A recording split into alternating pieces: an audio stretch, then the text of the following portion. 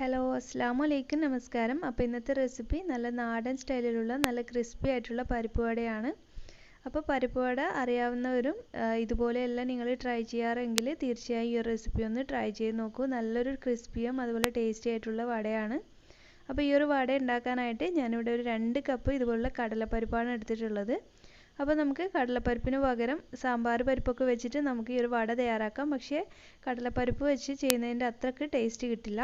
അപ്പോൾ ഞാനിവിടെ കടലപ്പരിപ്പ് നന്നായിട്ട് കഴുകിയതിന് ശേഷം ഒരു 3 മണിക്കൂർ ഇതുപോലെ വെള്ളം ഒഴിച്ചിട്ട് കുതിർക്കാനായിട്ട് മാറ്റി വെക്കുന്നുണ്ട്.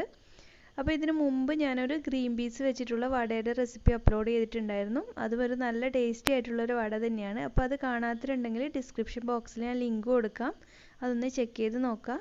അപ്പോൾ 3 മണിക്കൂറിന് ശേഷം കണ്ടില്ലേ, ഇതുപോലെ നന്നായിട്ട് കുതിർന്ന് വന്നിട്ടുണ്ട് നമ്മുടെ കടലപ്പരിപ്പ്. ഇനി ഞാൻ ഒന്നുകൂടി ഒന്ന് കഴുകിയെടുത്തതിന് ശേഷം ഇതിലെ വെള്ളമൊക്കെ മുഴുവനായിട്ട് കളഞ്ഞിട്ട് ഒരു അരിപ്പയിലേക്ക് മാറ്റിയിട്ട് വെള്ളമൊക്കെ മുഴുവനായിട്ട് പോയിട്ടുണ്ട്.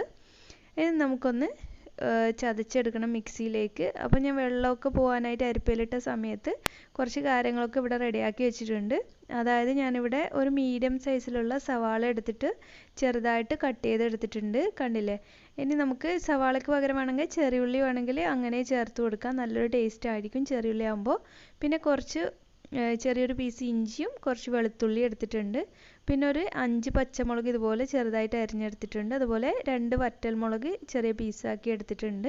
പിന്നെ കുറച്ച് കറിവേപ്പിലയും അതുപോലെ തന്നെ ആവശ്യത്തിനുള്ള ഉപ്പും എടുത്തിട്ടുണ്ട്.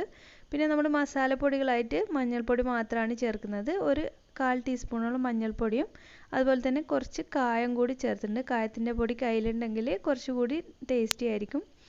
അപ്പോൾ നമുക്ക് ആദ്യം ഇതൊന്ന് മിക്സിയുടെ ജാറിലിട്ടിട്ട് ഒന്ന് ഒതുക്കിയെടുക്കണം. അപ്പോൾ ഞാനിവിടെ 2 ബാച്ചായിട്ടാണ് ചെയ്യുന്നത്. അപ്പോൾ 2 ബാച്ചായിട്ട് ചെയ്യുന്നത്, പകുതി ബാച്ച് ഞാൻ ജസ്റ്റ് ഒന്ന് ക്രഷ് ചെയ്ത് മാത്രമേ എടുക്കുന്നുള്ളൂ. മിക്സിയുടെ ബാക്ക് സ്പീഡ് അല്ലെങ്കിൽ പൾസ് ബട്ടൺ ഉണ്ടല്ലോ, അതൊന്നങ്ങ് പ്രസ് ചെയ്തിട്ട് ഒന്നങ്ങ് കറക്കിയെടുക്കുന്നത്, അത്ര മാത്രമേ ചെയ്യേണ്ട ആവശ്യമുള്ളൂ. അത് ഒരുപാട് അരിഞ്ഞു പോകാൻ പാടില്ല. ജസ്റ്റ് ഒന്ന് ഇതുപോലെ ഒന്ന് ക്രഷ് ചെയ്തെടുക്കുക. കണ്ടില്ലേ, നമ്മുടെ പരിപ്പൊക്കെ കുറേ ഭാഗമൊക്കെ അങ്ങനെ തന്നെ കിടക്കുന്നുണ്ടാവും, കുഴപ്പമില്ല, അങ്ങനെ തന്നെയാണ് നമുക്ക് വേണ്ടത്. അരയാതെ കിടക്കുന്ന ആ ഒരു പരിപ്പിൻ്റെ രീതിയിൽ തന്നെയുള്ള ഈ ഒരു ഹാഫ് പോർഷൻ നമ്മൾ അതുപോലെ അങ്ങ് മാറ്റി വെക്കാം ഒരു ബൗളിലേക്ക്. ഒരിക്കലും നമ്മുടെ വടയുടെ പരിപ്പ് ഒരുപാട് അങ്ങ് അരിഞ്ഞു പോകാൻ പാടില്ല. അപ്പോൾ വടയ്ക്ക് പ്രത്യേക ഒരു ടേസ്റ്റ് മാറ്റം തന്നെയായിരിക്കും. അപ്പോൾ ബാക്കിയുള്ള പരിപ്പ് കൂടി ഞാൻ ഈ ഒരു മിക്സിയുടെ ജാറിലേക്ക് ഇട്ട് കൊടുക്കുകയാണ്. അപ്പോൾ ഇനി ഇത് മിക്സിയുടെ ജാറിലേക്ക് ഇട്ടിട്ട് അതിന് ശേഷം ഞാനിവിടെ നമ്മൾ നേരത്തെ എടുത്ത് വെച്ചിരിക്കുന്ന വെളുത്തുള്ളി കൂടി ചേർക്കുകയാണ്. ഇത് ഏകദേശം ഒരു വലിയ വെളുത്തുള്ളി മുഴുവനായിട്ട് ഇട്ടിട്ടുണ്ട്. അതുപോലെ തന്നെ നമ്മൾ എടുത്ത് വെച്ചിരിക്കുന്ന ഈ ഒരു ഇഞ്ചിയുടെ പീസ് കൂടി ഒന്ന് കട്ട് ചെയ്ത് ഇട്ട് കൊടുക്കുകയാണ്. എന്നിട്ട് നമുക്ക് ഇതൊന്ന് അരച്ചെടുക്കണം. അതായത് നമ്മൾ അരച്ചെടുക്കുമ്പോൾ സൈഡിലൊക്കെ നേരത്തെ വന്നതുപോലെ അരയാതെ കിടപ്പുണ്ടാവും, അതൊന്നൊക്കെ ഒന്ന് മിക്സിയുടെ ജാറിൽ തന്നെ തട്ടിയിട്ട് കൊടുത്തിട്ട് ഇതുപോലെ നന്നായിട്ടൊന്ന് അരച്ചെടുക്കുക. ഒരുപാട് പേസ്റ്റ് ആക്കേണ്ട ആവശ്യമൊന്നുമില്ല, കണ്ടില്ലേ, ഇതുപോലെ തരികൾ വേണം. എന്നാൽ നമുക്ക് കടല മുഴുവനായിട്ട് നിൽക്കുന്ന രീതിയിൽ വേണ്ട, ആ ഒരു കടലപ്പരിപ്പ് മുഴുവനായിട്ട് നിൽക്കുന്ന രീതിയിലല്ലാതെ നന്നായിട്ട് എല്ലാ ഭാഗത്തും അരിഞ്ഞ രീതിയിൽ വരണം. അതിനുശേഷം നമ്മൾ നേരത്തെ തയ്യാറാക്കി വെച്ചിരിക്കുന്ന സവാള, അതുപോലെ പച്ചമുളക്, കറിവേപ്പില, വറ്റൽമുളക്, പിന്നെ നമ്മൾ എടുത്ത് വെച്ചിരിക്കുന്ന ഈ ഒരു മഞ്ഞൾപ്പൊടിയും അതുപോലെ ഉപ്പും പിന്നെ ഒരു 1/4 ടീസ്പൂണോളം കായത്തിൻ്റെ പൊടി കൂടി ചേർത്തിട്ട് നമുക്ക് കൈ വെച്ചിട്ട് നന്നായിട്ടൊന്ന് മിക്സ് ചെയ്തെടുക്കുകയാണ് വേണ്ടത്. അപ്പോൾ കൈ വെച്ചിട്ട് തന്നെ മിക്സ് ചെയ്യുന്നതാണ് നല്ലത്. എന്നിട്ട് ഉപ്പൊക്കെ നമുക്ക് നോക്കിയിട്ട് ഒന്ന് അഡ്ജസ്റ്റ് ചെയ്ത് കൊടുക്കുക. അപ്പോൾ ചിലർ ഇതിൽ മുളക് പൊടി ചേർക്കാറുണ്ട്. അപ്പോൾ മുളക് പൊടി ചേർക്കുന്നതിനേക്കാളും ടേസ്റ്റ് ഇതുപോലെ ചെയ്യുമ്പോൾ തന്നെയാണ്. അപ്പോൾ ഇതുപോലെ എല്ലാം ചെയ്യുന്നതെങ്കിൽ തീർച്ചയായിട്ടും ഇതുപോലെ ഒന്ന് ട്രൈ ചെയ്ത് നോക്കുക. അപ്പോൾ ഇതിൻ്റെ ഒരു പാകം എന്ന് വെച്ചാൽ കണ്ടില്ലേ, നമുക്കിതുപോലെ ബോളാക്കിയിട്ട് എടുക്കാനായിട്ട് പറ്റണം. അല്ലെങ്കിൽ നമുക്കിതുപോലെ പെട്ടെന്ന് ചെയ്യാൻ പറ്റുന്നില്ലെങ്കിൽ നമ്മളിത് എണ്ണയിലിടുന്ന സമയത്ത് പൊട്ടിപ്പോവും. അപ്പോൾ ഞാനിത് എണ്ണയിൽ പെട്ടെന്ന് ഇട്ടിട്ട് ഫ്രൈ ചെയ്തെടുക്കാനുള്ള ഒരു എളുപ്പത്തിന് ഇതുപോലെ ബോൾസ് ആക്കി വെച്ചിട്ടാണ് ചെയ്യാറ്. അപ്പോൾ അത് നിങ്ങളുടെ താല്പര്യത്തിനനുസരിച്ച് ചെയ്യുക. ഞാനിതുപോലെ ആദ്യം ബോൾസ് ആക്കിയിട്ട് വെച്ചിട്ട്, അപ്പോൾ നമുക്ക് പെട്ടെന്ന് തന്നെ എണ്ണയിലിടുന്ന സമയത്ത് നമ്മുടെ കയ്യിലൊന്നും ഒരുപാട് പരിപ്പൊന്നും ആകാതെ അതുപോലെ നല്ല നീറ്റായിട്ട് നമുക്കിത് ഫ്രൈ ചെയ്തെടുക്കാനായിട്ട് പറ്റും. അത് നിങ്ങളുടെ ഇഷ്ടത്തിന് ചെയ്യാം. അപ്പോൾ ഞാനിത് എണ്ണ നന്നായിട്ട് ചൂടായി വന്നിട്ടുണ്ട്, കണ്ടില്ലേ. ഇനി ബോൾസ് എടുത്തിട്ട് ഇതുപോലെ ജസ്റ്റ് ഒന്ന് പ്രസ് ചെയ്ത് കൊടുത്താൽ മതി. അപ്പോൾ നിങ്ങൾക്ക് കുറച്ചുകൂടി ഒരു ഭംഗി വേണമെങ്കിൽ സൈഡ്സൊക്കെ ഒന്നങ്ങ് ഇതുപോലെ ഒന്ന് ഷേപ്പ് ചെയ്ത് കൊടുക്കുക. അപ്പോൾ ഒരുപാട് തിക്നെസ്സിൽ ചെയ്താൽ നമ്മുടെ ഉള്ളിൽ വേവാതെ വരും ഈ ഒരു പരിപ്പ് വടയുടെ. അതുകൊണ്ട് ഒരുപാട് തിക്നെസ് വേണ്ട, ഈ ഒരു തിക്നെസ്സിലാണ് നല്ലത്. അതുപോലെ എണ്ണ നല്ലപോലെ ചൂടായതിന് ശേഷം വേണം നമ്മൾ പരിപ്പ് വട എണ്ണയിലേക്ക് ഇട്ട് കൊടുക്കാൻ. അതും കൂടി ഒന്ന് ശ്രദ്ധിക്കുക.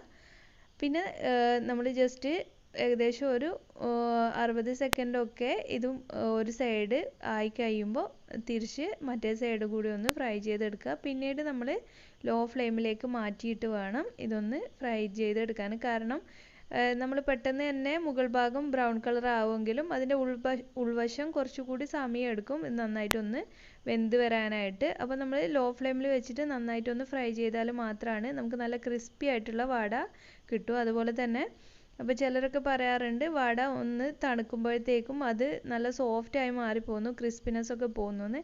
അപ്പോൾ നിങ്ങൾ ഇതുപോലെ ഒന്ന് ഫ്രൈ ചെയ്ത് നോക്കുക. ആദ്യം നമ്മൾ നല്ല ഹൈ ഫ്ലെയിമിൽ വേണം വട നമ്മൾ എണ്ണയിലേക്ക് ഇട്ട് കൊടുക്കാൻ.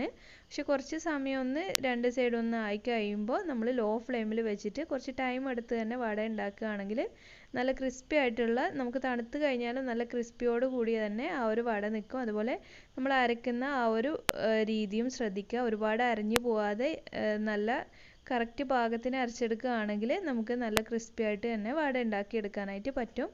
അപ്പോൾ ഇത്രയും കാര്യങ്ങളൊക്കെ ശ്രദ്ധിച്ച എല്ലാവർക്കും നല്ല ക്രിസ്പി ആയിട്ടുള്ള വട തന്നെ ഉണ്ടാക്കിയെടുക്കാം. ഞാൻ ജസ്റ്റ് ഒന്ന് ഇതൊന്ന് പൊട്ടിച്ച് കാണിച്ചു തരാം. അപ്പോൾ കണ്ടില്ലേ, നല്ല ഉൾവശമൊക്കെ നന്നായിട്ട് വെന്ത് വന്നിട്ടുണ്ട്. അപ്പോൾ ഇതുവരെ വട ട്രൈ ചെയ്യാത്തവരുണ്ടെങ്കിൽ തീർച്ചയായിട്ടും ഒന്ന് ട്രൈ ചെയ്ത് നോക്കുക. അതുപോലെ പ്രീവിയസ് വീഡിയോസൊക്കെ കാണാത്തവരുണ്ടെങ്കിൽ ഒരുപാട് സ്നാക്ക് റെസിപ്പീസും കേക്ക് റെസിപ്പീസും ഒക്കെ അപ്ലോഡ് ചെയ്തിട്ടുണ്ട്. അപ്പോൾ താല്പര്യമുള്ളവർ ഒന്ന് പോയി കണ്ടു നോക്കുക. നിങ്ങളുടെ അഭിപ്രായങ്ങളൊക്കെ കമൻറ്റ് ചെയ്യുക. അതുപോലെ നിങ്ങൾക്ക് ഈ ഒരു വീഡിയോ ഇഷ്ടമായെങ്കിൽ ലൈക്ക് ചെയ്യാനും അതുപോലെ ഫാമിലിക്കും ഫ്രണ്ട്സിനും ഷെയർ ചെയ്യാനും മറക്കല്ലേ. പിന്നെ നിങ്ങൾ ഇതുവരെ എൻ്റെ ചാനൽ സബ്സ്ക്രൈബ് ചെയ്യാതെ കാണുന്ന ആരെങ്കിലും ഉണ്ടെങ്കിൽ എൻ്റെ റെസിപ്പീസ് ഇഷ്ടമാവുകയാണെങ്കിൽ ഒന്ന് സബ്സ്ക്രൈബ് ചെയ്ത് സപ്പോർട്ട് ചെയ്യണേ. വീഡിയോൻ്റെ താഴെ ഇതുപോലെ ചുവന്ന നിറത്തിലൊരു സബ്സ്ക്രൈബ് എന്നെഴുതിയത് കാണാം. അതൊന്ന് ക്ലിക്ക് ചെയ്യുക. അപ്പോൾ ഒരു കുഞ്ഞു ബെല്ലിൻ്റെ പടം വരും. അതിൽ 3 ഓപ്ഷൻസ് കാണാം. അതിൽ മുകളിലുള്ള ഓൾ എന്ന ഓപ്ഷൻ ക്ലിക്ക് ചെയ്യുകയാണെങ്കിൽ ഞാൻ അപ്ലോഡ് ചെയ്യുന്ന എല്ലാ വീഡിയോസും നിങ്ങൾക്ക് മുടങ്ങാതെ കാണാൻ കഴിയും. അപ്പോൾ ഇനി മറ്റൊരു നല്ല വീഡിയോ ആയിട്ട് വരുമ്പോഴേക്കും താങ്ക് യു.